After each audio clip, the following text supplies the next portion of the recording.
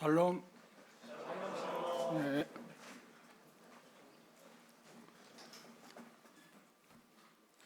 오늘이 3일째입니다. 함께 해주셔서 감사합니다. 시작하기 전에 세계는 절친들이 많이 있습니다. 많다고 해야, 많다고 하면 여러분들이 몇 명으로 생각하는지 모르지만 한 5명? 그 최고의 절친은 작년에 소천했고요. 그 외에 또 절친들이 몇 분 계시는데, 특별히 오늘 해외 절친, 해외에 살면서 절친이 한 분 오셨습니다. 며칠 전에 통화도 하고. 그런데 이현수 형제님은 제게 있어서 특별한 그런 관계에 있습니다. 친구 중에 친구인데, 해외에 있는 친구 중에서 친구입니다. 지금부터 27년 전에 CTI, 그러니까 그리스도 훈련원 한국으로 받아들이는 일에 있어서, 가져오는 일에 있어서 지혜로를 방문하게 됐는데, 강의 시간에 잠시 언급을 했습니다만, 호주에 8일, 뉴질랜드에 8일, 그래서 직접 그때 갔을 때, 뉴질랜드 갔을 때는 마침 크라이스트처치의 그 교회에 헌당식이 우리 가는 것과 맞춰서 시작됐습니다. 공항에 내리자마자 새로운 환경이었는데, 딱 비행기에서 내리는 순간에 푸른 폴밭에 밥풀떼기가 많았습니다. 밥풀떼기인가 아는가요? 하얀 밥알 같은 것이 많아요. 저기 뭔가 하고 내려보니까 양떼가 많더라고요. 그렇게 양떼가 많은. 그리고 내려서 반갑게 인사하고 연수 형님 댁에 갔는데 제가 처음으로 먹어봤고 그 외에는 먹어본 일이 없습니다. 사슴고기를 대접해 주셔서 먹은 일이 있고, 그 이후에 여러 교제 가운데서 사귐을 나눴습니다. 그리고 약 7년 전에 성지순례 갈 수 있는 기회가 함께 있어서 갔는데, 그때 친구 중에 친구이기 때문에 많은 시간을 같이 보냈고, 특별히 가이사르에 가면 헤롯 대왕이 그 도시를 건설했습니다. 그곳에 원현극장이 있습니다. 야외. 그런데 시설이 아주 좋더라고요. 그래서 그 원현극장에서 수많은 관광객들이 있었는데, 이현수 형님하고 제가 앞에 나가서 찬송을 부른 일이 있습니다. 주 하나님 지으신 세계를 찬송을 부른 일이 있습니다. 그래서 언젠가 시간이 되면 함께 또 부를 수 있으면 좋겠다 생각하는데, 이번에는 어려울 것 같습니다. 시간 관계상 양해를 해주시고, 그때 많은 분들이 제 목소리보다는 이현수 형님 목소리에 감동이 돼서 박수치는, 외국 사람들도 전혀 무슨 말인지 모르겠죠. 방언이 다르니까. 그런 추억을 갖고 있습니다. 제게서 참 특별히 따뜻한 해외 친구 중에 친구입니다. 다시 한번 환영의 박수 한번 치면 어떨까요?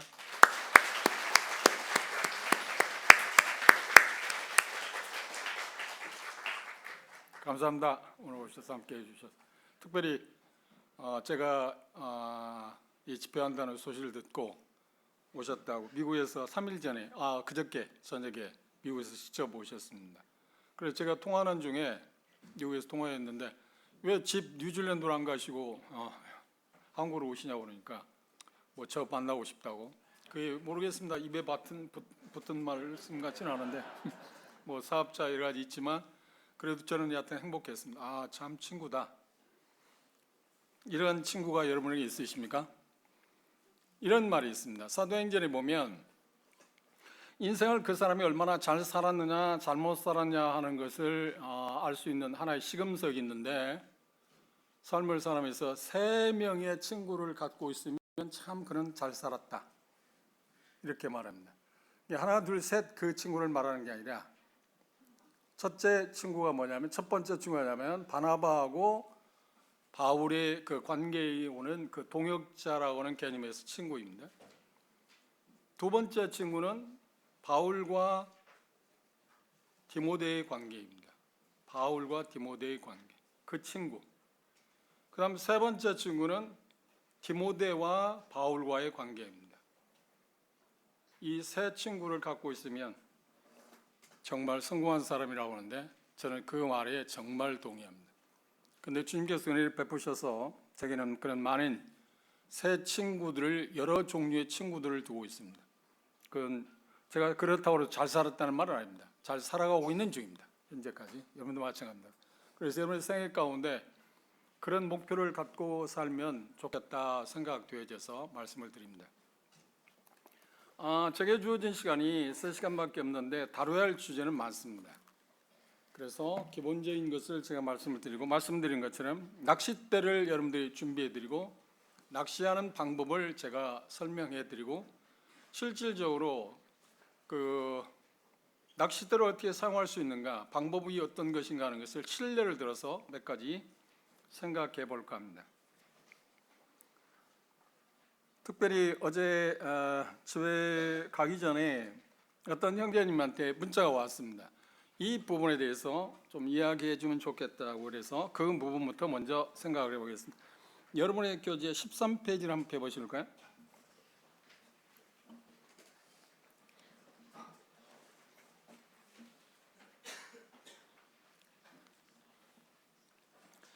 (13페이지) 보면 그 같은지 모르겠네요. 예언을 비교할까라는, 그게 맞는가요? 13페이지 맞아요? 15페이지입니다. 제 거하고 여러분 좀 달라서 15페이지. 예언을 비교할까에서 예언서의 해석에 있어서 가장 기본이 되는 원칙은 성경 자체에도 권장하고 있는 방법이다. 베드로서 1장 20절 한번 볼까요?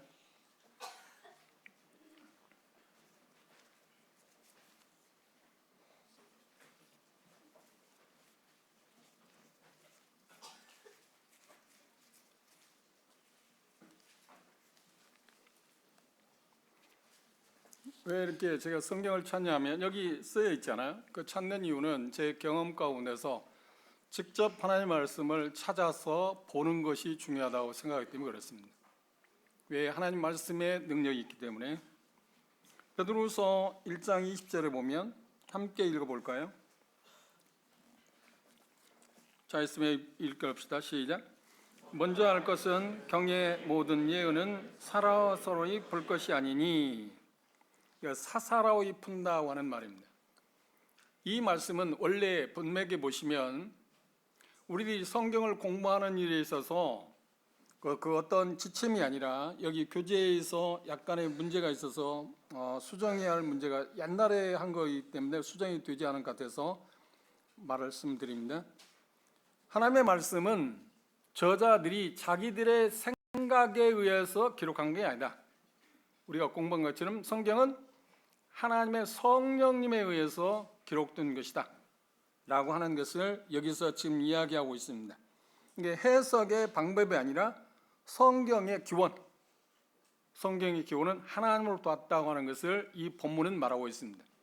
그런데 여기 교재에서 이야기한 것은 그것을 우리가 교훈으로 받아들인다고 한다고 하면 성경을 해석하는 일에 있어서 여기 표현하고 있는 것처럼 자기 자신의 뜻대로, 자기 생각대로 자의적으로 성경을 해석할 수 있는 권한은 없다 하는 쪽에서 도움을 받기 위해서 그렇게 기록한 것을 여러분들이 기억하시면 됩니다. 그런데 원래 본문은 본문에서 말하는 원래 의미는 성경에 해석하는 문제가 아니고 성경의 기원에 대해서, 기원은 어디에서 왔다고요?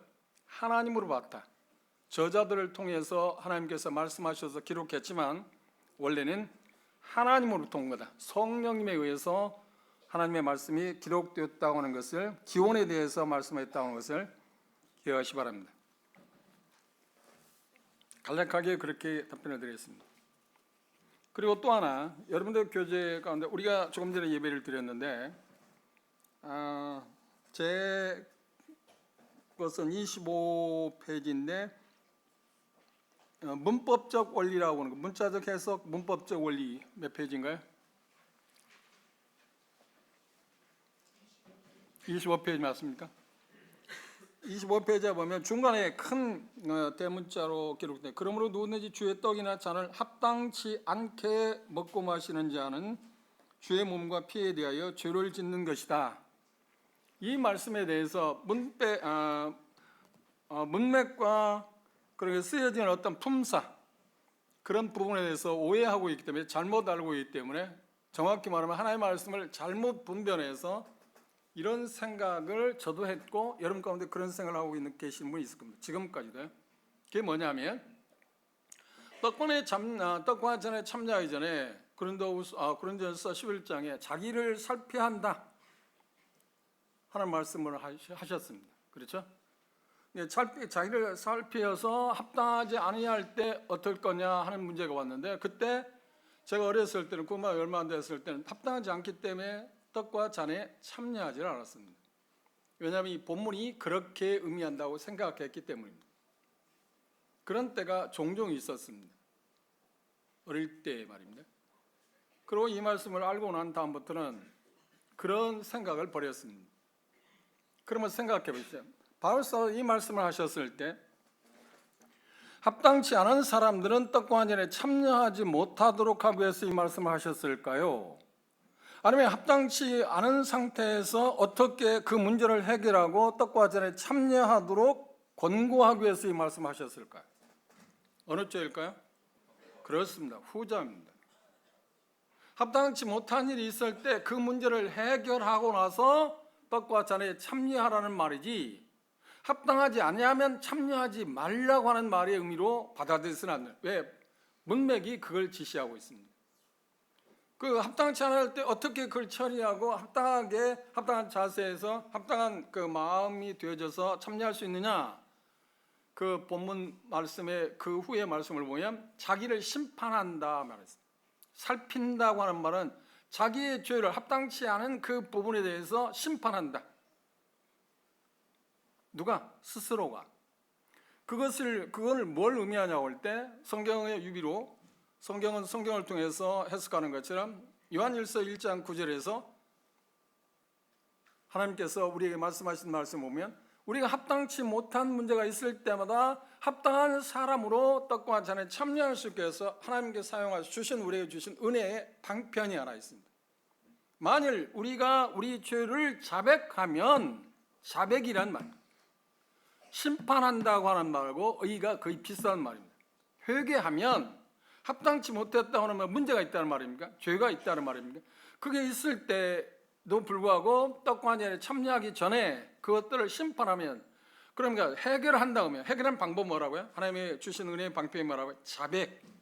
그러면 하나님이 의로우시기 때문에 선하시기 때문에 우리 죄를 깨끗게 하실 것이라고 약속했어요. 하나님의 그 약속을 믿고 우리가 자백했을 경우는 어떤가요? 그렇죠. 하나님의 약속대로 우리가 깨끗해요. 그러니까 여기 표현 문자에 말하고 있는 말씀대로 한다면 합당치 않은 사람이었지만 이제 합당한 사람이 돼서 떡과 잔에 참여할 수 있게 된다고 하는 말입니다. 그러면 일반적으로 우리의 죄의 문제가 그러니까 합당치 못한 일이 있을 때 떡과 잔에 참여할 수는 없습니다. 그렇죠?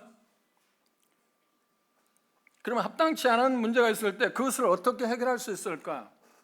죄의 문제를 해결할 수 있는 기회를 하나님께서 우리에게 주셨는데 그게 첫 번째가 뭐냐면 우리가 죄를 지을 때입니다.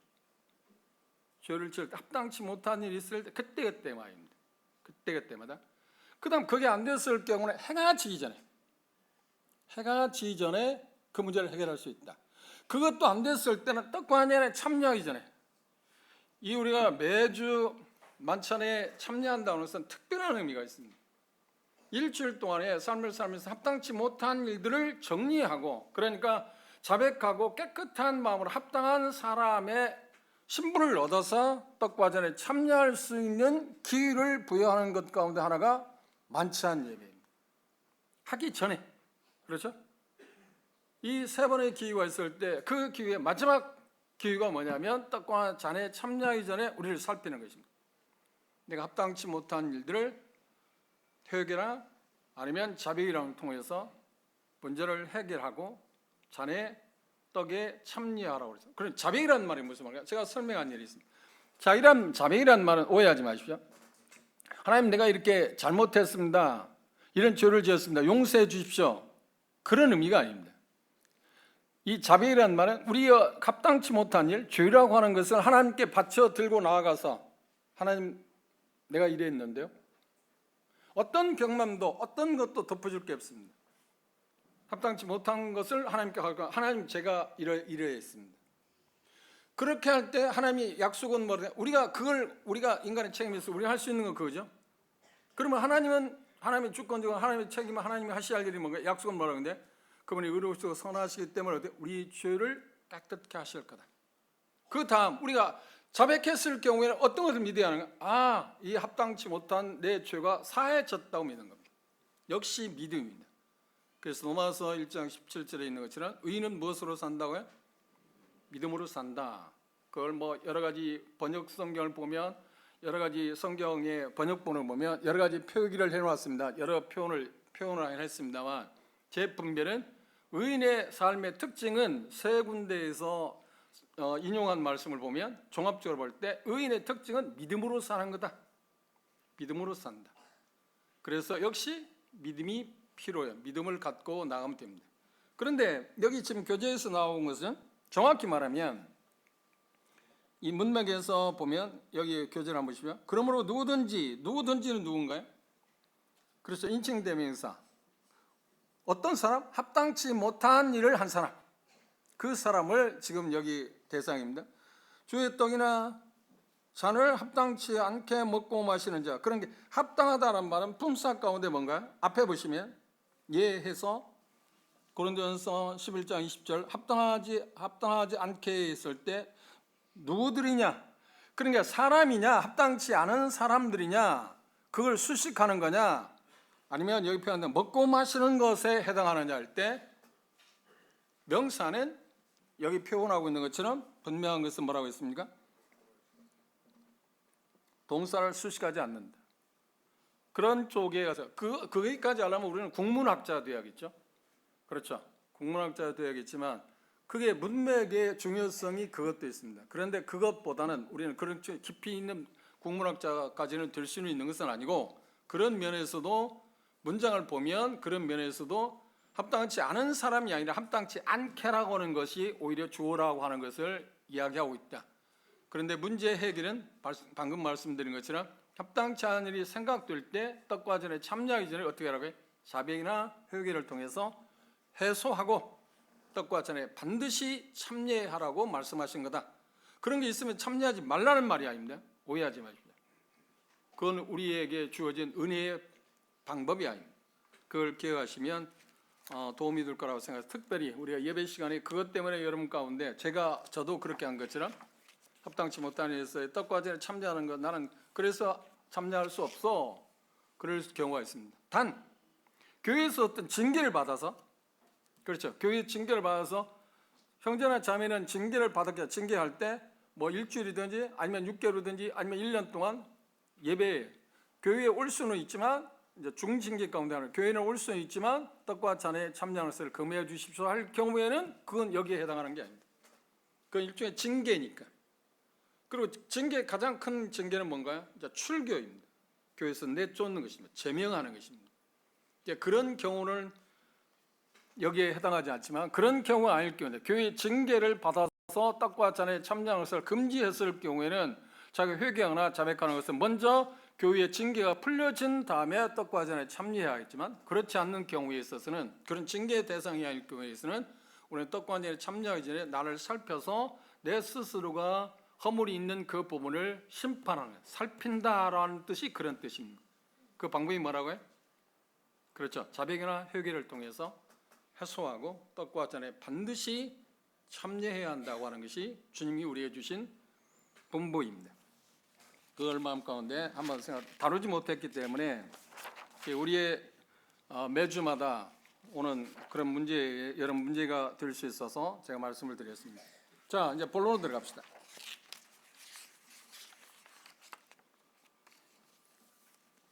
교재 페이지가 거기서부터는 같다고 제가 이야기를 드렸는데요.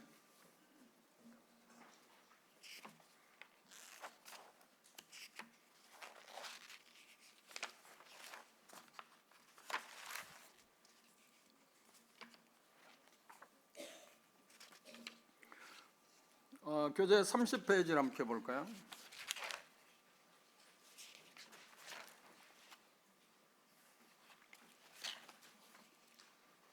어제 저녁에 마지막 시간에 마태복음 13장의 그 이야기를 다 이야기를 하지 못했습니다. 그런데 교재에 더 구체적으로 나왔으니까 그걸 참조해 보시고, 예수님의 30페이지 맞나요?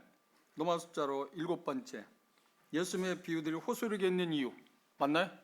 예, 그것도 여러분들이 그냥 교재를 통해서 문의해 보시면 좋을 거라고 생각합니다. 그럼 넘기셔서 32페이지 보시면 비유에서 현장에 나타나고 있는 것들 중에 하나가 대주적인 게 있다. 그래서 집에 가셔서 나중에 이걸 한번 숙제로 찾아보시고 하시면 비유를 해석하는 일에 있어서 크게 도움을 받을 수 있습니다. 그리고 10번째 32페이지 보시면 비유들은 크게 5가지 범주에 속한다고 그랬습니다. 비유들이 몇 페이지에 있느냐면, 여러분들이 비유 숙제를 할 때 많이 찾기도 하고 그랬지 않습니까? 그런데 40페이지를 보십시오.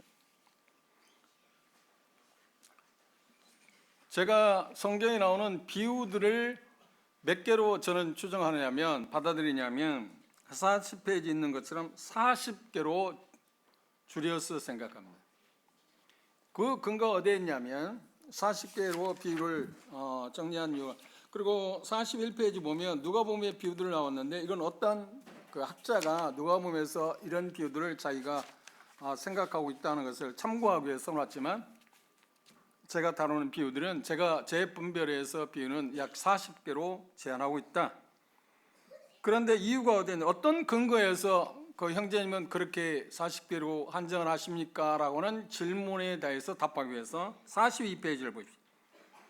특별 부록 42페이지 마지막 부분을 보십시오. 밑에 부분을 보면 신약에서 비유라는 말이 몇 번 나온다고요? 50회 나옵니다. 비유라는 말이 50회 나옵니다. 히브리서에 2개가 나오고요. 오늘 예배 시간에 어떤 형제님이 그걸 말씀하셨습니다. 그리고 나머지 48개는 어디에 나온다고요? 공관복음에 나옵니다. 공관복음이라고 하는 말은 어디 복음을 공관복음이라 하나요?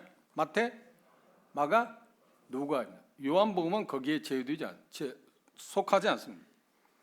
왜 그런데 단 요한복음에는 비유가 있을까요, 없을까요? 요한복음에는 비유가 없습니다. 우리 개혁성경에 비사라고 하는 표현을 했습니다. 그런데 숙제를 내면, CTI에서 숙제를 내면, 요한복음의 숙제를 내면 많은 분들이 요한복음에서 비유를 찾습니다. 그런데 그 중에서 빼놓을 수 없는 것이 뭐냐면, 요한복음 10장에 목자에 대한 말씀을 하셨잖아요. 그거는 비유에 들어갈 거다. 그래서 숙제에 쓰는 사람도 있습니다.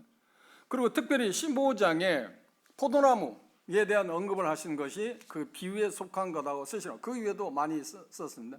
그리고 우리가 본 것처럼 17가지의 하나님께서 우리에게 하나님의 뜻을 전달하는 데 있어서 성령을 통해 저자를 통해 전달하는 데서 표현 방식, 수사법이라 말해서 표현 방식 17가지 있다고 그랬습니다. 그 중에 하나가 우리가 공부하는 비유가 들어간다고 그랬습니다.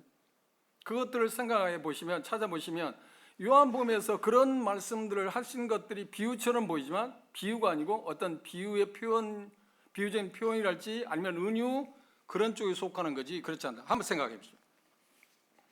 그것이 사실일까니까. 요한복음 15장을 펴볼까요?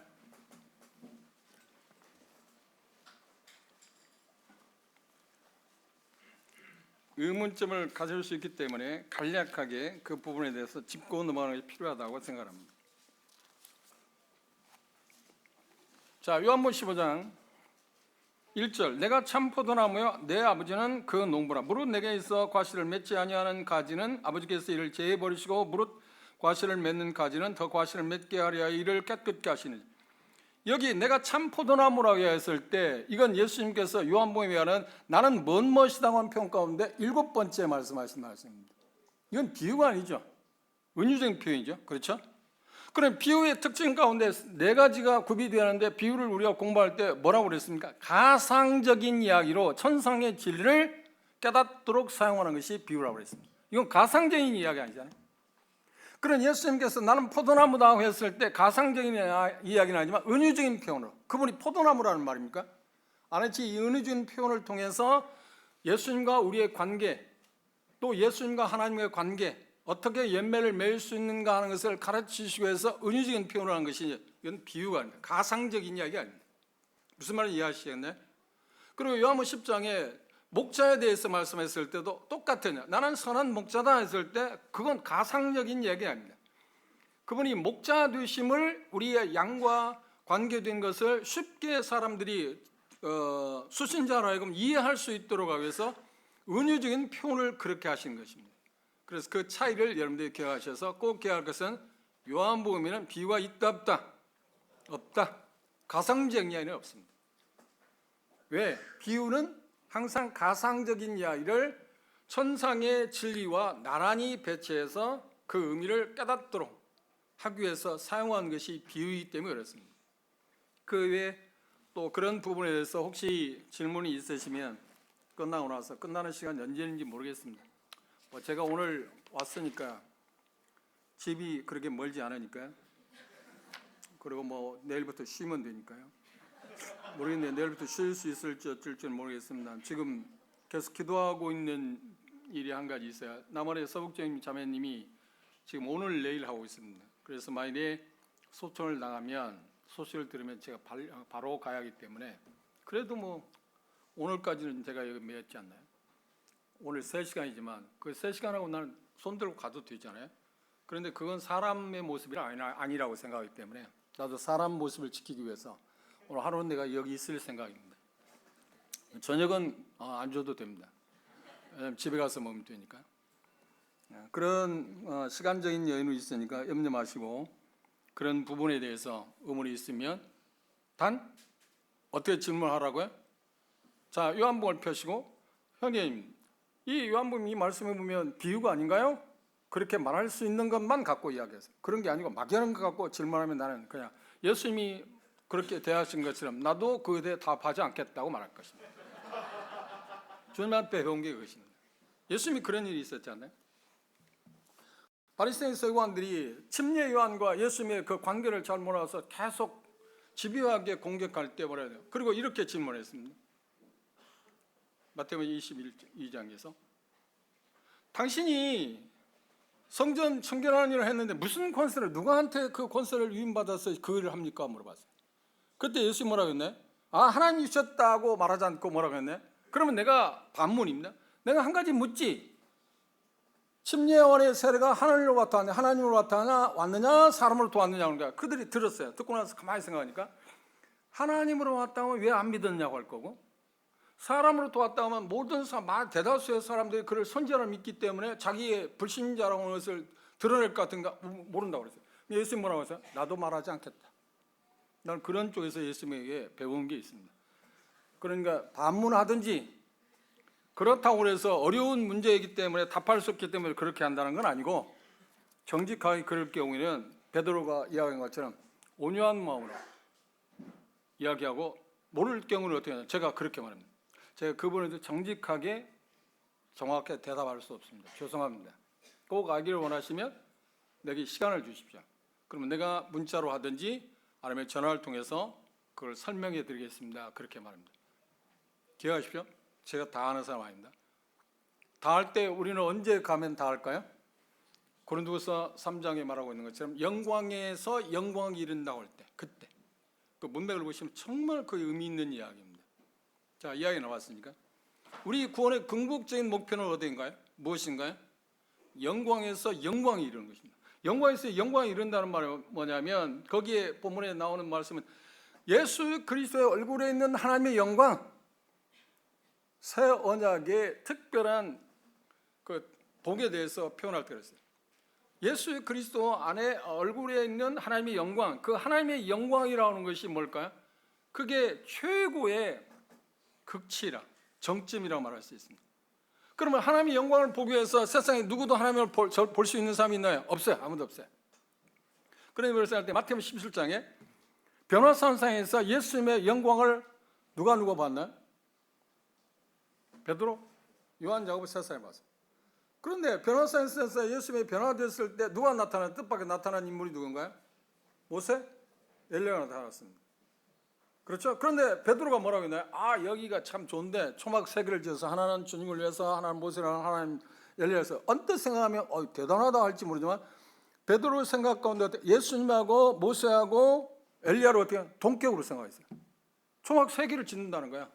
그래서 예수님도 하나 드리고 모세도 하나 드리고 누구?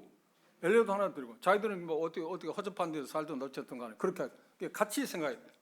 그런데 하나님께서는 뭐라 했어요? 2사람은 사라지고 너희들은 아들의 말을 예수님의 말씀을 들으라고 그랬어요. 그러니까 그들의 시각에서 하나님의 영광을 보긴 했지만 하나님의 영광이 다 드러난 건 아니고 다 드러났으면 존재할 수 있는 사람이 있나요? 없나요?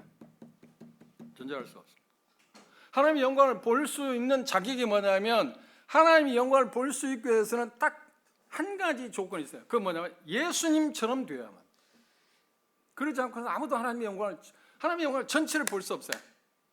그런데 그 베드로 고린도서 3장에 보면 그 당시 거울을 보는 것처럼 본다는데 그 거울은 우리가 보는 거울이 아니고 금동으로 만든 거울이기 때문에 잘 닦아도 선명하게 우리의 얼굴을 볼 수 있는 거울이 아닙니다. 거기 문자에서 나온 거울. 거기에 나오는 문자나 고린도서 13장에는 얼굴을 보는 것 같다는 표현을 볼 때 문맥에서 중요한 것은 지금 우리가 보는 거울하고는 다른 겁니다. 무슨 말을 하셨나요? 어떤 형태는 볼 수 있지만 정확한 모든 것을 다 비춰볼 수 있는 건 아니라고 하는 것입니다. 그런데 하나님의 그 모든 영광을 우리가 직접 볼 수 있기 위해서는 그분처럼 변해야 된다. 예수님처럼 변해야 된다. 그래서 영광이 이르는 것은 성령님 몸을 알면서 그렇게 된다고 말씀하고 계시는데 그러기 위해서는 반드시 우리가 예수님처럼 변해야 합니다. 그러지 않고서는 그분을 볼 수 없다. 근데 천국은 뭐냐? 아니, 저는 천국이라는 말을 생각하죠. 아버지 집은 어떤 곳이냐? 그것은 하나님의 영광을 정말 볼 수 있는 어떤 것 하나도 빠지지 다 볼 수 있는 곳이 어디라고요? 아버지 집입니다. 그걸 한번 상상해 보십시오. 이건 막연하게 천국이라는 개념, 하늘나라는 개념, 아버지 집의 개념하고는 전혀 다른 겁니다. 우리는 거기까지 생각해야 합니다. 한번 생각해 보세요. 그분과 함께 그런데 그 하나님의 영광을 보고 누리는데 얼만큼 누린다고요? 영생이란 말이 그 말입니다. 영원히. 그런데 그것은 우리 지금 갖고 있는 두뇌 이성 갖고는 이해할 수 있는 거 아닙니다. 어떤 것을 생각할 수 있는 건 아닙니다. 그런데 우리가 좀 연상하고 생각해 보면 정말 상상할 수 없는 기이한 일임에 틀림이 없습니다. 우리가 구원의 궁극적인 모습은 정점은 바로 그 영광에 이르는 것입니다. 그때 다 알게 될 것입니다. 그런데 그 전에 우리는 이 땅에서 살아가는 동안에 예수님을 닮아가지 않습니까? 예수님을 닮아가기 위해서 하나님께서 우리에게 주신 수단이 있는데 그게 뭐라고요? 우리가 지금 공부하고 있는 것처럼 이 하나님의 말씀을 통해서. 왜? 요한복음 5장 39절에 이 성경이 내게 대해서 기록해놨다. 이 성경 볼 때 우리는 누구를 볼 수 있다고요? 예수님을 볼 수 있는 거예요. 성경에서 우리는 예수님을 봐야 하는데 그러다 보니까 어떤 사람은 그걸 과도하게 문자적으로 생각해서 모든 성경 본문을 생각하면서 이거 예수님이 어디 있지? 예수님이 어디 있지? 예수님이 어디? 그걸 말하는 건 아닙니다. 그렇죠? 무슨 말을 이해하셨을 겁니다. 그 예수님을 본문으로 인해서 무엇으로 인해서? 성령님에 의해서. 그러니까 우리가 공부하는 것대로 뭐냐면 본문을 정확히 해석하고 그걸 우리 삶에 적용해 가면 갈수록 우리는 누구를 닮아가요? 예수님을 닮아간다. 그러니까 우리가 성경 공부하는 목적은 뭐냐면 본문을 정확히 우리가 분별해야 하는 이유는 그분을 닮아가기 위해서입니다.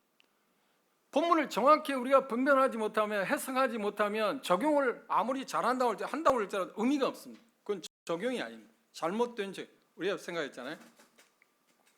다시 복습해. 잘못된 해석은 뭘 낳는다?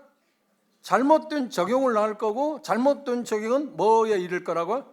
잘못된 삶으로 이끈다. 이건 공식입니다. 바뀌어질 수 있는 게 아닙니다. 그래서 성경 공부의 우리 중요성이 거기에 있습니다.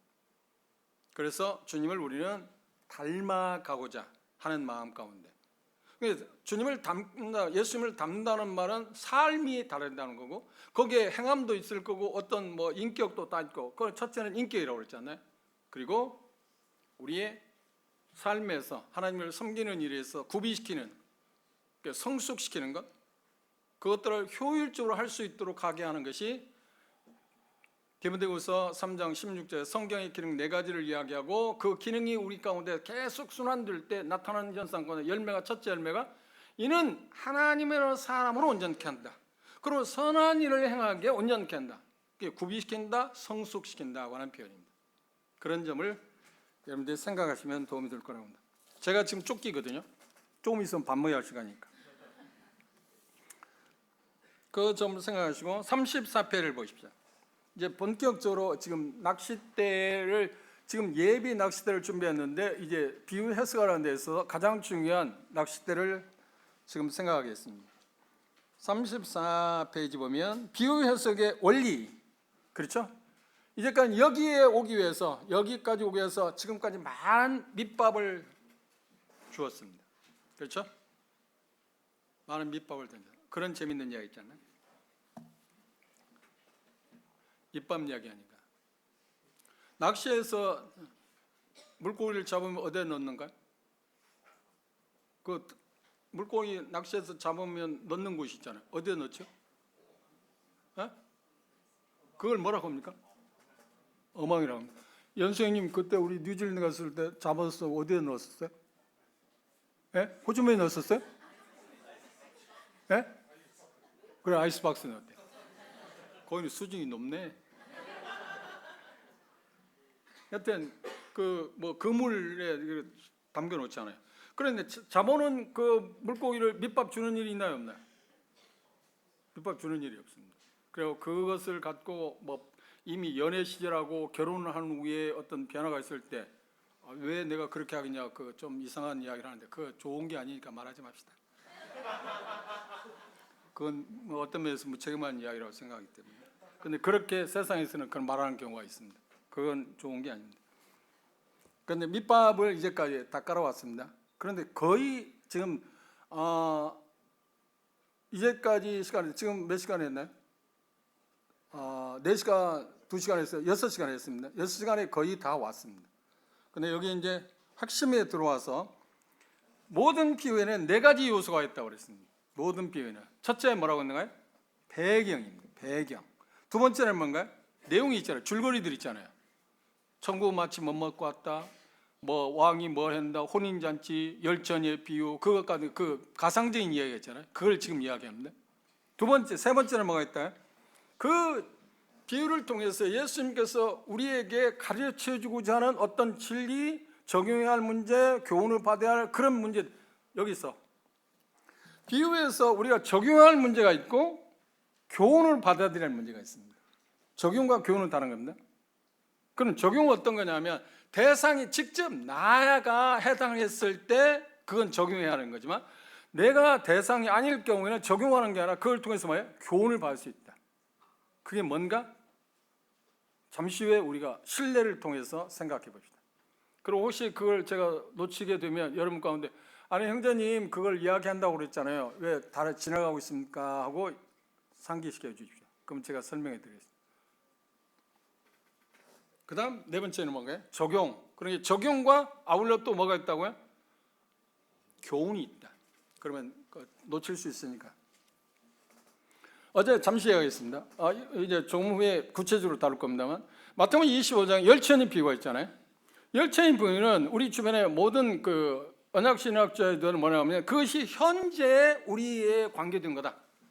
그래서 열천이처럼 기름을 준비하면 하늘나라가 구원을 받을 수 있다. 그런데 문맥에 보면 그걸 말하고 있는 게 아닙니다. 그때라고 하는 것을 이야기해서 그때는 언제라고요? 그때가 언제라고요? 그렇죠. 예수 그리스도 지상에 재림할 때 그때 예수님께서 지상에 재림하게 되면 정확히 말하면 참신자와 거짓신자들이 있을 거다. 그럼 참신자가 거짓신자 뭐가 구별이 다른가? 지혜로운 5처녀하고 어리석은 미련한 5처녀로 구분해 놓았다. 처녀는 처녀인데 처녀가 아닌 게 아닙니다. 처녀는 처녀인데 지혜로운 5처녀가 준비한 거고 미련한 5처녀가 준비한 것의 차이가 그것을 운명을 결정한다. 거기서 조심스러운 것은 오늘날 우리에게 그것을 적용한다고 하면 생각하기 어려운 것들이 있어요. 그때 자세하게 이야기할 겁니다. 그것은 우리에게 적용할 우리 교회는 이미 휴거됐잖아요.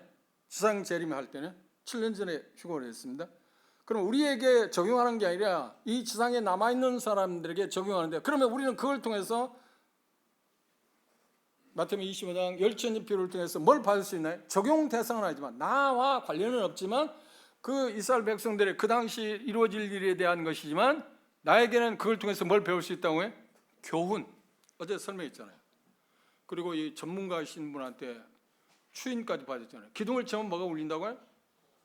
보가 울린다. 그런 예가 그랬습니다.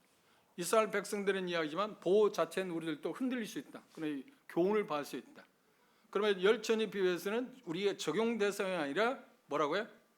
그렇죠, 교훈이다. 그런데 현실적으로 아직 구원받지 않은 사람들에게 있어서는 열천지 비유에서 똑같은 열천지 비유에 대해서 생각할 때 어떤가요? 준비해야 한다고 하는 거예요.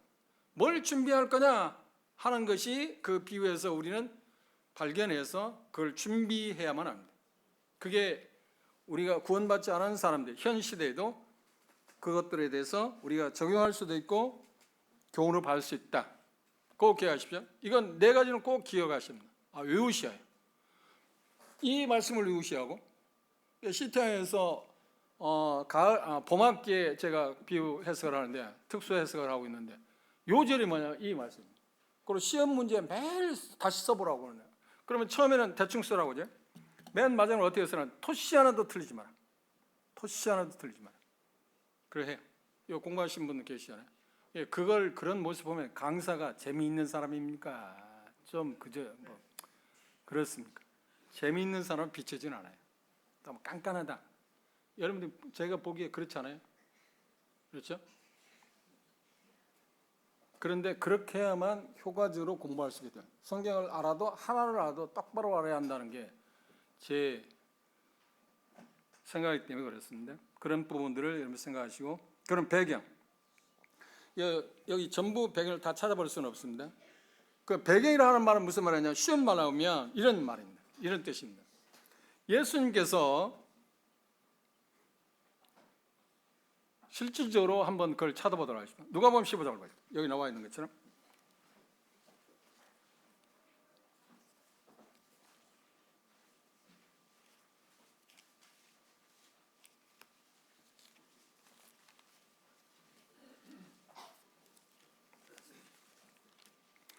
누가복음 15장은 몇 개의 비유가 나옵니까?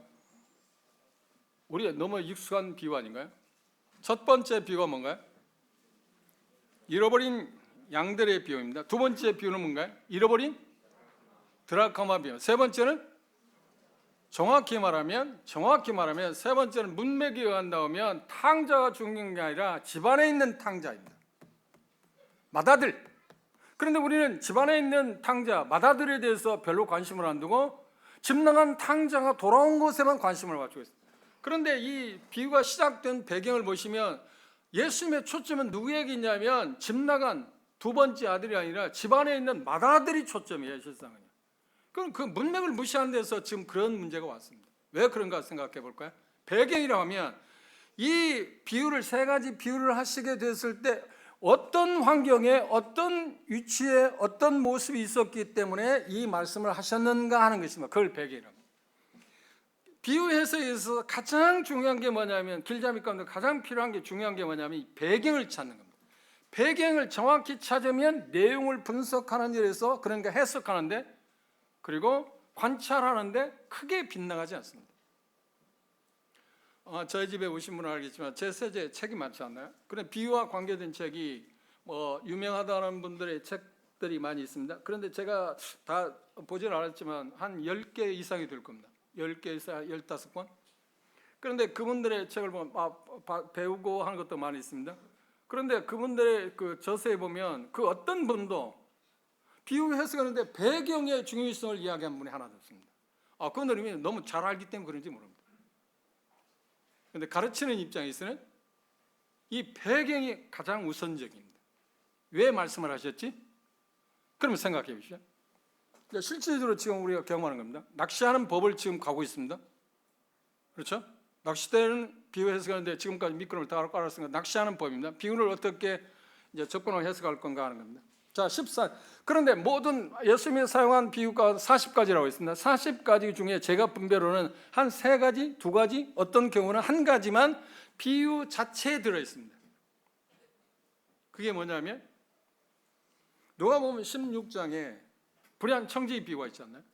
그 비유의 내용 가운데 예수님이 말씀하는 그 내용 가운데서 비유의 배경이 들어 있습니다. 근데 재미있는 이야기지만 준서 형제가 우리 손자가 처음 8년 전인가 하여튼 한국에 와서 강의에 첫 시간 왔습니다. 그런데 거기서는 이틀에 걸쳐서 실습, 그러니까 낚싯대 준비했죠. 그리고 낚시하는 방법을 가르쳤잖아요. 그걸 자기들이 직접 해보라고 합니다. 그런데 어떤 걸 할 거냐고, 그러니까 준서 형제가 제일 어려운 거, 내가 누가복음 16장 불의한 청지기 비유를 하겠다는 거 깜짝 놀라가지고, 아따 얘가 저 아버지 닮았다, 정말 많이 닮았구나. 뭣도 모르고 덤비는 거예요. 그래서 제가 그랬어요. 너 이거 못 다루니까 끝나고 나서 너 이거 못 다루니까 손자라 그런 거 아닙니다. 다른 거 해. 그러니까 제가 뭐라, 할아버지 그게 그렇게 어려운 거예요? 아니 그렇다니까. 찾기 제일 힘든 거야. 그러니까 그때서 알고 그러면 좀 쉬운 거 줘요. 그래서 이거 하는 게 어때요? 그래서 했어요. 제일 어려운 거예요, 실상은. 왜냐하면 그 비유의 내용 가운데 배경이 들었기 때문에.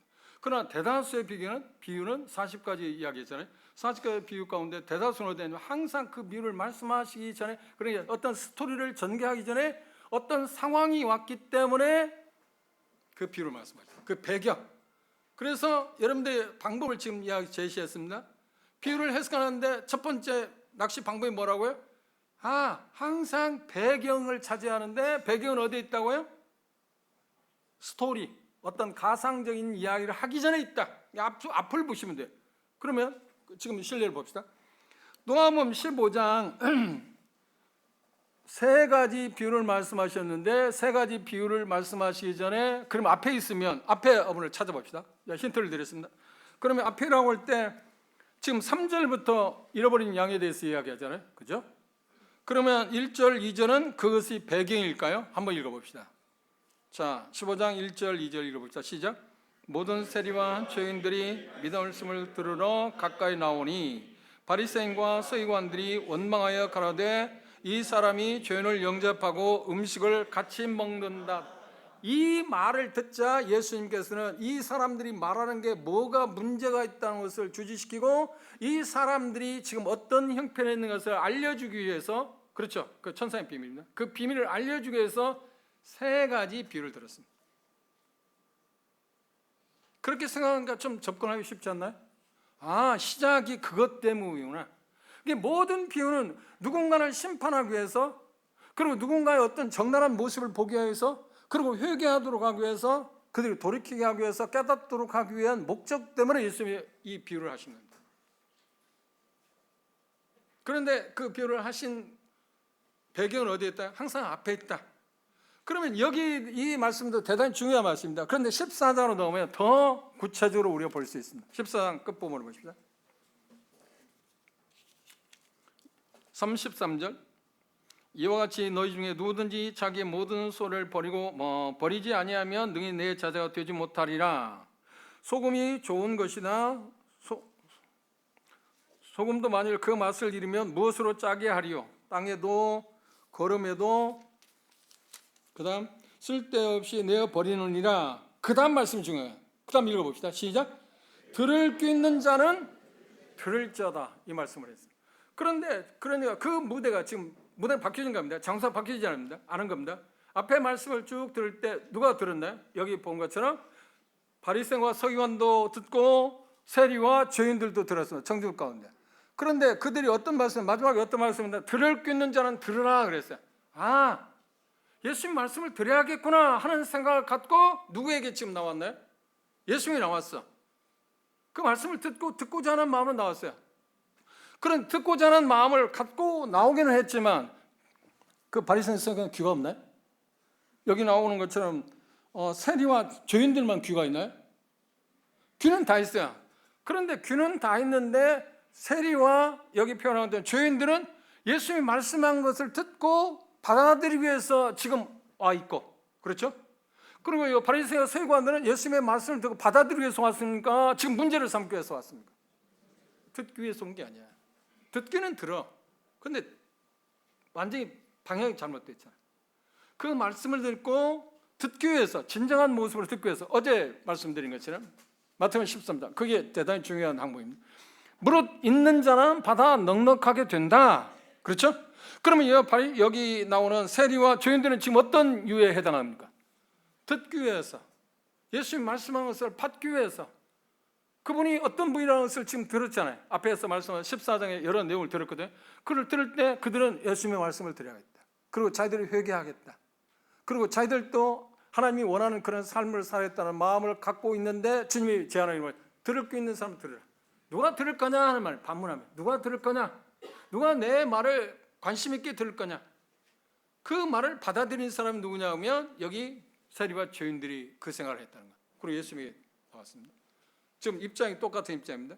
그런데 이제까지 말씀을 들은 바리새인과 서기관들은 예수님이 말씀한 것을 들으려고 하는 게 아니라, 그들에게도 무릇 없는 자는 뭐라고 했어요? 있는 것까지 빼앗긴다. 그들에게도 구약 성경에 대한 배경이 있잖아요. 가지고 있잖아요. 예수님의 메시아 다윗 왕국을 세우기 위해서 오신 분이라는 것을 기다리고 있는 사람들입니다. 그리고 그 가능성이 있는 것을 보였습니다. 그런데도 그들이 거절하고 있습니다. 일부러 배척하고 눈을 감고 있습니다. 보여줬는데도 보려고 하지 않습니다. 들었는데도 들으려고 하지 않습니다. 최고의 맹인이 누구라고요? 최고의 최악의 농아가 누구라고요? 보려고 하지 않는 사람, 들으려고 하지 않는. 그게 최악의 소경이고 최악의 귀머거리입니다. 그런데 이들은 지금 그런 마음입니다. 그래서 그들은 자기들이 소유하고 있는 그 조그마한 것이 있어서 정말 들으려고 하는 태도를 갖고 들었으면, 그들도 어떻게 해? 비유가 목적이 뭔가요? 선생님 비밀을 알려주기 위해서, 깨닫게 하기 위해서 주셨잖아요. 그런데 이들은 그런 마음이 없습니다. 그런데 죄인과 세리들은 그런 마음을 지금 갖고 왔습니다. 그런데 지금 두 종류의 사람이 있습니다. 정죄 있습니다. 그런데 뜻밖의 부정죄인, 물론 있는 것 같은데, 뭔가 있는 것 같은데 그거 다 없애버리는 입장에 처하고 있는 바리새 서기관들의 묻기를 이렇게 말했어요. 왜 당신은, 여기 보시면, 다시 보시면, 말씀을 들으러, 죄인들이 말씀을 들으러 가까이 오니, 그들은 뭐 때문에 왔나요? 죄인과 세리들은? 그래, 말씀을 듣고 회개하기 위해서. 말씀을 듣고 회개하기 위해서. 이 비유에서 나오는 점, 회개함으로 하나님을 기쁘시기 위해서, 자기 영혼도 구원받을 뿐만 아니라 하나님을 기쁘시기 위해서, 하늘나라의 잔치가 이루어지기 위해서. 그건 아직 자기들은 모르지. 하나님의 시각에서 그렇지 않나요? 마치 잃어버린 양을 찾는 그런 잃어버린 양의 입장에서 어떻게든 목자를 자기들도 발견하겠다는 마음으로 지금 드러나왔습니다. 그런데 그것을 지켜본 바리새인과 서기관들이 뭐라는 거예요? 원망했다. 뭐 때문에 원망했을까요? 선의입니다. 그것도. 그들은 어떻게 생각하냐? 그들의 의식은, 이 사람들은 죄인이기 때문에 하나님이 받아들일 수 있는 사람이 아니야. 누가복음 19장에 것처럼 바리새인이 죄인을 보고, 세리를 보고 기도할 때, 나는 저 사람은 같지 않다고 그러잖아요. 저 사람 같지 않기는 뭐가 저 사람 같지 않아? 더 나쁜 사람들이지. 겉으로만 자기들이 허울 좋은 모습이 있지, 위선이라는 것이 더 무서운 거 아닌가요? 그래서 마태복음 23장에 그 위선자들에서 8가지로 화를 내렸어요. 그렇게 표현하는 분이 아니거든요. 화 있을진저 저주받는 자들이라, 무서운 표현을 해요. 이 사람들이 더 희망이 없는 사람이다니까. 이 마지막 교회에서 나오는데 마다들이 더 희망이 없는 사람. 잘 보십시오. 집 나간 탕자는 자기가 집 나간 줄을 알아요. 그 돌아야 할 입장이 있다는 것도 알아. 흉년이 그걸 만들어줬습니다. 그렇죠? 그런데 집 안에 있는 탕자는 마다들어도, 아, 나는 탕자가 아니야. 탕자 아니야. 그런데 문맥을, 내용을, 스토리를 잘 보시면 아버지가요, 탕자, 집 나가는 탕자가 나올 때 아버지가 집에서 나갔어요. 그렇죠? 그런데 맏아들이 집안에 탕자 둘째 아들을 잔치하고 그러는데 안 들으니까 똑같이 어떻게? 그 맏아들을 맞이하기 위해서 집 밖에 나갔어요. 이 맏아들은 희망이 없어요. 왜? 자기는 죄인이 아니야. 다시 말하면 자기가 하나님께 돌아와야 할 존재라는 것을 모르고 있다는 거야. 하나님을 기쁘시게 할 수 있는 사람들은 자기는 이미 되었다고 생각해요. 착각이잖아요. 속되면 그런 말 하지 않나요? 착각은 뭐가 없다고요? 커트라인이 없대요. 그렇게 되면 그런 생각을 더 깊이 나가면 어떠냐면 그 다음날 비가 와요. 그런 사람이 있으면. 그 다음날 비가 온다는 말이 무슨 말인지 모르겠어요. 왜 은유적인 표현을 하면 그렇게 저 형제님 뭔 이야기하는지 잘 도통 모르겠네 하게 그렇게 합니까? 비 오는 날 일반적으로 누가 다니는 거예요? 비 오는 날 뭐 누가 줄로 다니냐고요? 비 오는 날 특별히 다 옛날 이야기입니다. 오늘날은 뭐 비 오는 날 일 때문에 막 다녀야죠. 옛날 시골에서는 비 오는 날은 잘 안 다니잖아요. 우산 별로 없고 뭐 집세게 그 지프로 만든 뭐 뒤집어 쓰고 다니고 그러는 거 잘 안 나가요. 그런데 꼭 비 오는 날이면 다니는 사람이 있어요. 어떤 사람이요? 그래 정신적으로 문제 있는 사람. 그래서 저는 표현하기를 그런 행동 내일 비 오겠구나. 그런 이야기면 사람 못 알아듣지. 나만 알아듣는 이야기. 그럼 뭐 그렇게 표현합니다. 그게 그 사람들이 더 무서운 거야. 예수님이 이 말씀을 이 비유를 하셨을 때 포인트는 누구에게 있냐면 실상은 누구에게 있냐면 이 맏아들이라는 거야. 집 안에 있는 탕자는요 회개할 수 있는 비유가 없어요.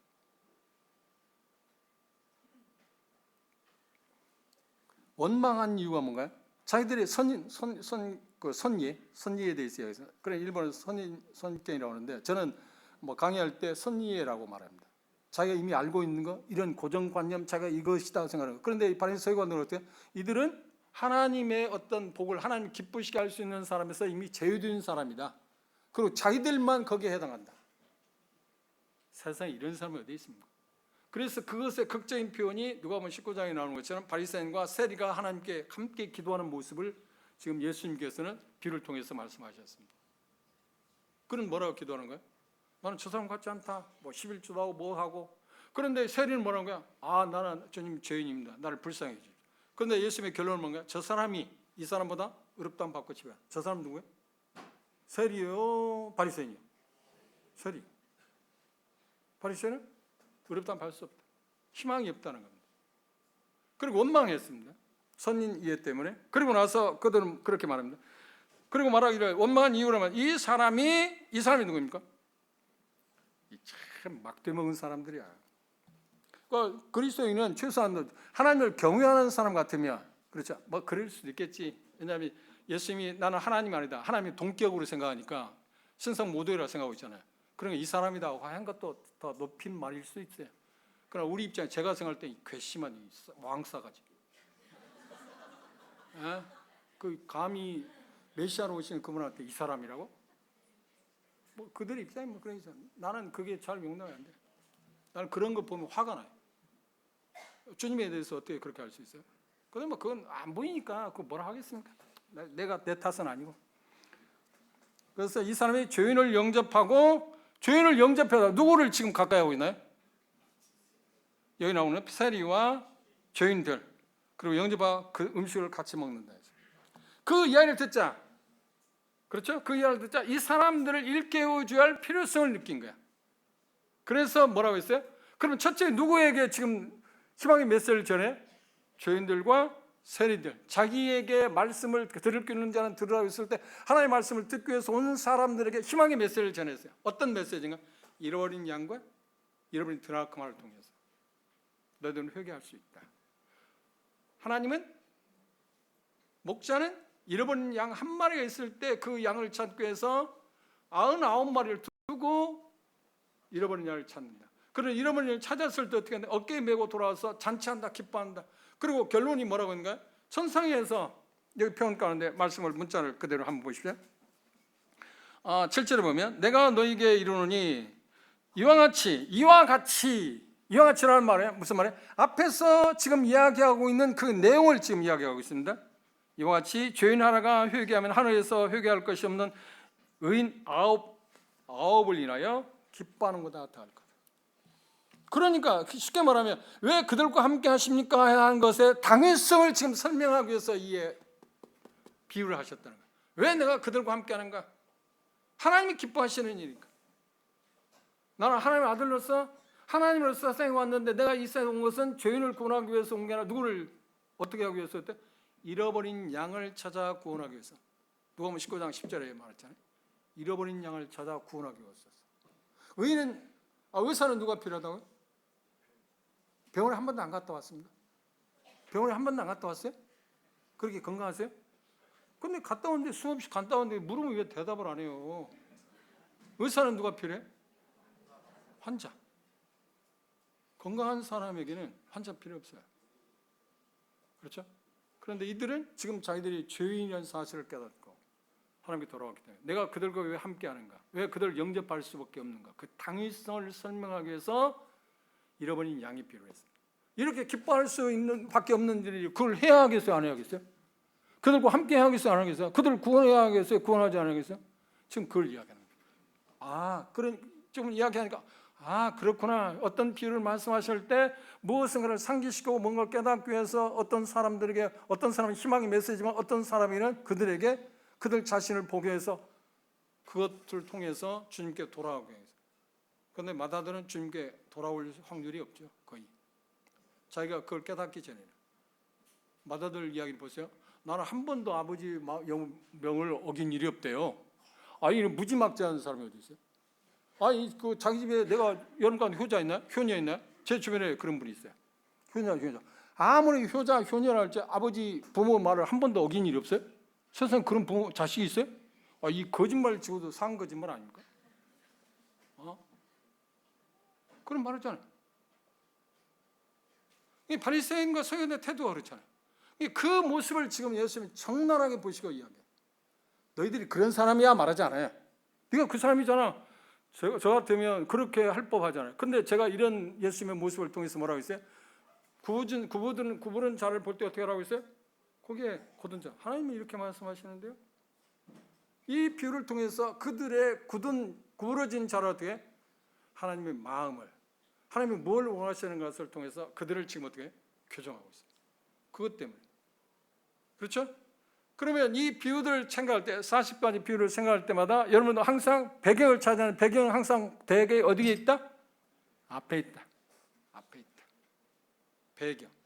그리고 두 번째 배경을 찾는데 제일 중요한데 그러니까 배경만 찾으면 그 내용, 진리, 핵심 진리랄지 그 다음에 적용하는 것은 거의 비슷합니다. 그런데 비유를 해석할 때 왜 그 비유를 해석하는데 그 차이가 많으냐?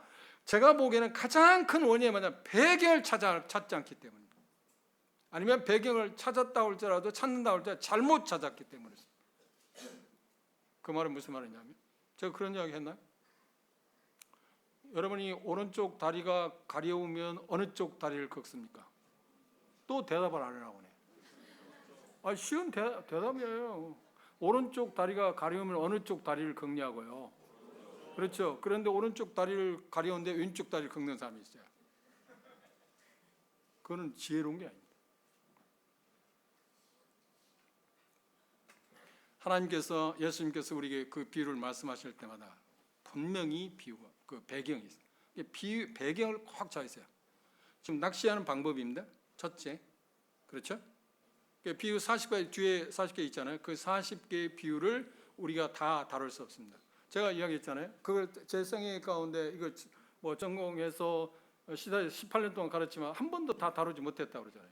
그러면 수강생들이 한 30명, 최고가 25명까지 받습니다. 25명 하나씩 줘도 결국 해야 몇 가지 다루는가? 25가지. 그럼 또 바뀌면 그거 거의 비슷한 이야기. 또 기수가 또 바뀌면 거의 똑같은 비슷한 이야기. 자기들이 관심 있는 게 그랬습니다. 그래서 여러분들 숙제 가운데 비유를 찾아보라고 했을 거고 그 다음 뭐라고요? 이번 기회에 2개 정도의 비유를 배우고 싶다고 써냈잖아요. 그런데 제가 받았습니다. 받은 가운데 첫 번째 항목이 제일 관심 있는 게 열천의 비유더라고요. 그걸 점심 먹고는 제가 반드시 다룰 거니까 그렇게 시간은 가까운데 언제 그걸 말해줄까 하고 조바심을 갖지 마세요. 좀 기다림이 필요합니다. 그렇죠? 그런데 점심시간이 됐는데요. 손을 안 드네요. 여튼 그러면 배경을 찾는 게 중요하다고 그랬습니다. 그럼 배경을 찾는 두 번째 뭔가요? 내용, 줄거리. 그러니까 줄거리 가운데서 문자를 중요시해요. 거기도 마찬가지예요. 가상적인 이야기지만 그 가상적인 이야기 가운데 문자를 무시하게 되면 우리는 어떻게 해석하는 일에 문제가 있잖아요. 가상적인 이야기 가운데 우리는 어떻게 해야 하는 거예요? 관찰이 필요해요. 어떤 단어들, 누구에게 말하고 있는가, 대상이 누구냐, 그 다음에 어떤 시기가 언제냐, 그리고 주제가 뭐냐 하는 것들을 우리가 그 줄거리 가운데 나옵니다. 그런데 줄거리가 중요한 이유는 뭐냐면 그래 제가 시태에서 강의할 때 숙제 낼 때 그래서 줄거리는 외워라. 다 외워라. 그러니까 줄거리 긴 것 가진 사람은요. 그때 준서이가 누가복음 16장에 불의한 청지기를 안에 쓴 게 망정이지 그걸 외우라고 했으면 힘들었을 거예요. 그렇잖아요. 외우지 못할 때는 분명히 적고 여러 번 읽어요. 여러 번. 시타의 강사들 가운데 호주에서 오신 빌포드 형제님이 계십니다. 그분은 메시지를 준비할 때 본문을 약 40번 읽는답니다. 나는 그게 충격을 받았어요. 나는 그래서 한번 그렇게 해보려고 그랬어요. 40번 읽어보자. 많이 읽어봤는데 제 기억에 많이 읽어보니까 17번까지가 안 가다. 더 이상 못 가겠어요. 에이 나 그냥 거기서 하겠다.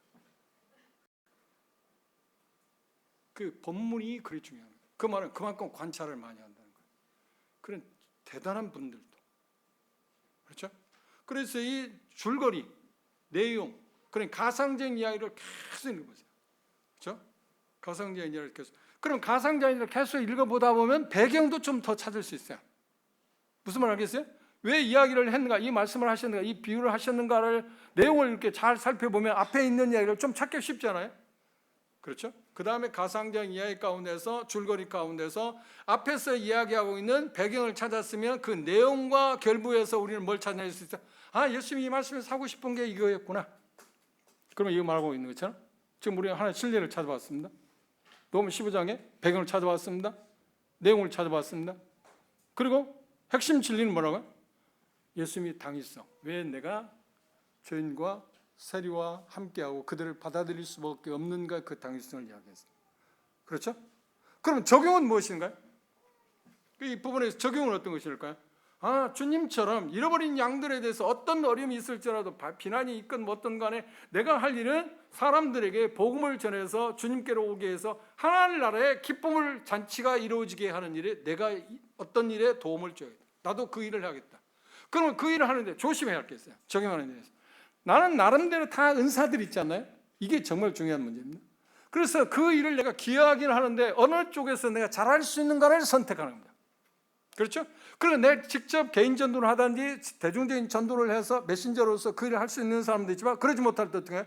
기도할 수도 있고 내 물질적인 그런 게 좀 있으면 여유가 있으면 그런 구두자들을 뭐 머리 푼 여자의 집에 가서 뭐 하든지 아니면 뭐 그 개떡 제가 미국 가서 별명 붙인 게 개떡이라고 그랬습니다. 개떡이 뭐 같습니까? 햄버거. 빈대떡. 미국 가서 이게 빈대떡을 왜 주냐고. 빈대떡이 뭐 같습니까? 미국에서 피자. 나하고 이야기하면 잘 안 통해요. 나는 조선 사람이니까. 뭐 내가 미국 갔어도 역시 호주에 가서도 뭐 그 뉴질랜드 가서 형님하고도 교제하는 가운데 그런 이야기하고 이현수님, 저희님 지금 뭔 말을 하는지 모르겠어요. 방언은 한국말을 똑같이 하는데 왜 말을 하냐. 그러니까 웃기도 하고 그러는데 그럼 이제 설명하면 뭐 웃고 뭐 그렇게 좀 의미 있는 이야기를 하기 위해서 그렇게 했는데 그걸 여러분들이 생각하세요. 내가 그러면 하나님을 기쁘시게 해서 구두자들을 주님께로 인도하기 위해서 천국 잔치가 이루어지기 위해서 내가 뭔가 기여를 해야 하는데 내가 어떤 부분을 할 수 있잖아요. 그러면 그거 할 수 있는 부분이 내가 지금 현재 할 수 있는 게 뭐냐? 내가 현재 할 수 있는 게 뭐냐? 그래서 친구들에게 전화할 수 있다든지 뭐 찾아가서 전화할 수 있다든지 머리 푼 여자 집에 데리고 갈 수 있다든지 나는 나 같은 경우는 머리 푼 여자 집에 안 가요. 별로 안 좋아하니까. 근데 상대방이 그렇다면 내가 기꺼이 머리 푼 여자 집에 데리고 가고 싶어요. 그리고 9천 얼마짜리인 거 모르겠어요. 우리 딸은 그거 어디 가면 그거 사더라고. 뭐 사달라고 하니까 사주잖아. 별로 안 좋아하지만 사달라고 사줘요. 그리고 내가 그런 이야기 했어요. 우리 딸한테 가능하면 좀 끊으면 어떠냐? 어떻게 끊어요? 그리고 끊다 어떤 그 직장 일 아시잖아요. 너무 뭐 빡센 일을 하다 보니까 이제 스트레스 받으니까 그거 뭐 마시고 좀 그렇게 해서 오늘 오시면 머리 푼 여자가 뭔 말이야? 그러니까 어제부터 왔어야 한다니까요. 왜 그저께 오라고 했는데 안 와요?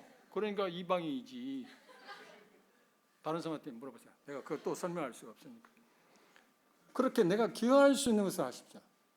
내가 전도자처럼 나도 그렇게 하지. 아니 그렇다면 나는 지금 힘들잖아요. 그렇죠? 그리고 두 번째 적용할 수 있는 게 뭔가요? 마다들처럼 예수님이 하고자 하는 것을 다른 사람이 어떤 것을 하고자 하는 일에 대해서 걸거치는 사람이 되어서는 안 되겠구나. 예수님의 마음을 이해하는 게 얼마나 중요한가. 그렇죠? 그런 것들을 우리가 핵심 진리로 받아들일 수 있습니다. 핵심 진리는 뭐라고요? 실상은 하나님은 잃어버린 자를 찾아서 구원하기를 원하십니다. 그리고 모든 사람들은 잃어버린 사람들이다. 양이 됐든 드라카마가 됐든, 그 아들이 됐든 집 나간 아들, 탕자, 그러니까 잃어버린 아들이라고 이야기했죠. 그럼 아버지가 돌아와서 내가 잃어버린 아들을 위해서 돌아왔기 때문에 잔치하는데 뭐, 그런데 맏아들은 그 잔치하는 게 싫은 거야. 그런데 자세히 문맥을 보시면 재미있어요. 탕자가 지금 집 나가서 허랑방탕했잖아. 허랑방탕했다고 할 때 큰아들이 생각하는 삶을 살았을 겁니다. 그런데 큰아들은 그 삶을 살지는 않았어요. 자기가 뭐 그런 집안에 있었으니까. 그런데 그는 뭐라고 표현하는지 볼까? 보십시오. 넘겨보십시오.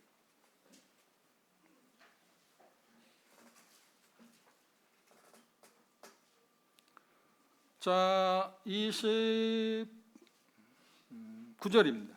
읽어볼까요? 시작.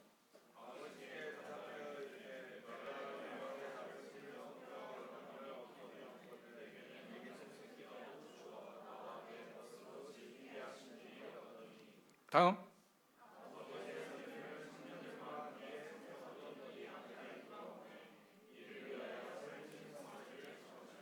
그러니 자기 동생을 부를 때 뭐라고 그래요? 자기 동생을 부를 때 뭐라고 그래요? 아버지 아들이래. 자기는 별개의 사람이야. 바리새인 서기관 똑같지 않나요? 이 서기관 죄인들과 세리하고는 자기 별개라고 생각하는 것처럼. 이 내용 보면 정말 예수님은 정확하게 그 내용이 중요한 거예요. 그 스토리. 그렇죠? 그런데 그가 그 자기 동생이 허랑방탕하고 삶을 살 때 창기와 더불어서 알아서 그걸 제사를 없앴는지 본 일이 있어요, 없어요? 본 일이 없었어. 본 일이 없었어요. 그런데 그랬을 거라는 거예요. 그 표현 가운데 우리가 바라볼 수 있는 거예요. 그는 직접 나가서 자기 동생처럼 창기와 더불어서 자기 재산을 허랑방탕을 하지 않았지만 집 안에 있으면서 어떻게 했대? 그걸 꿈꿨다고 하는 거예요. 그게 말해서. 그래서 예수 말해, 네가 말한 것을 갖고 내가 심판하겠다고 하잖아요. 그 말은 어디서 나와요? 우리의 말은 어디서 나와요? 생각에서 나와요. 그것도 젊은 사람이기 때문에 그 생각하는 거예요. 동생이 그걸 봤어요? 그런데 그렇게 말해요. 자기 동생이라고 많고 아버지 아들이라고. 이게 별개로 생각해요. 이게 바리새인 서기관들 지금 똑같은 입장을 취하고 있잖아요. 이게 얼마나 하나님 예수님 마음을 아프게 하는 사람입니까? 하나님의 예수님의 마음을 우리가 잘 모르면, 우리 성경 공부하는 이유가 그거잖아요. 하나님의 말씀을 잘 모르면 정확하게 분별하지 못한다 하면 이런, 쉽게 말하면 죄송한 이야기입니다. 작태를 부려요. 못된 짓을 얼마든지 할 수 있다. 나도 여러분도. 그런데 바리새인들은 그 일을 할 때 어떻게 했어요? 이게 하나님을 위하는 거라고 생각했잖아요. 이거 하나님 앞에서 하는 거라고 생각했다니까. 그러니 얼마나 이게 허무맹랑한 이야기입니까? 이 종교인들이 잘못하면, 종교인들이 타락하면 어떤 것으로 구제할 수 있는 방법이 없어요. 왜 앉아세요? 하나님을 등지고 어떤 일을 하기 때문에 그렇습니다. 하나님을 업고 어떤 일을 하기 때문에 그렇습니다. 어떤 것도 통제할 수 없어. 정말 무서운 거예요. 종교의 타락은 그 어떤 것으로 치료할 방법이 없습니다. 하는 말이에요. 하나님이 그렇게. 바리새인 특징이 아닌가요? 서기관 특징이 그거 아닌가요? 다음 시간에 밥 먹읍시다. 뭐 이 있습니까? 밥 먹는데 이 있습니까? 밥 안 먹고 하자고요? 아니요, 나는 그렇게 하고 싶진 않아요. 점심시간이 있다고 그랬으니까. 점심시간이 없다고 하면 그냥 하고 싶은데 어때? 점심시간이 있는 거죠? 있다면 기도합시다. 아버지 하나님, 3일에 걸쳐서 하나님께서 성령을 통해서 또 인간 저자를 통해서 말씀하신 하나님의 말씀을 옳게 분별하고자 하는 그런 마음을 사랑하는 형제 자매들 마음 가운데 일으켜 주심에 대해서 참 감사합니다. 그리고 하나님의 말씀에 대해서 지금 많은 부문에서 멀리 떠나 있고 소홀히 하고 있는 그런 시기에 하나님의 말씀에 분별이 우리의 삶 가운데 얼마나 중요한 것인가 하는 것을 말씀해 주심으로 하나님의 말씀에 대한 사모하는 마음을 일으켜 주심에 대해서 감사합니다. 이제 하나님의 말씀을 옳게 분별하는 일에 대해서 우리가 방법을 배우고 있습니다. 지금 계속 성령을 통해서 말씀해 주시고 하나님의 말씀에 능력을 주셔서 그것들을 보고 알고 깨닫고 적용해서 우리의 삶을 옮기어서 지적인 변화와 정적인 변화와 의지적인 변화에 이르러서 우리가 아버지 하나님을 영원롭게 하고 우리의 삶을 윤택하게 할 뿐만 아니라 주님을 더 닮아가서 효과적인 그리스도인의 삶을 우리가 살아낼 수 있도록 도와주시옵소서. 예수 그리스도의 이름으로 아버지 하나님 기도하옵나이다. 감사합니다.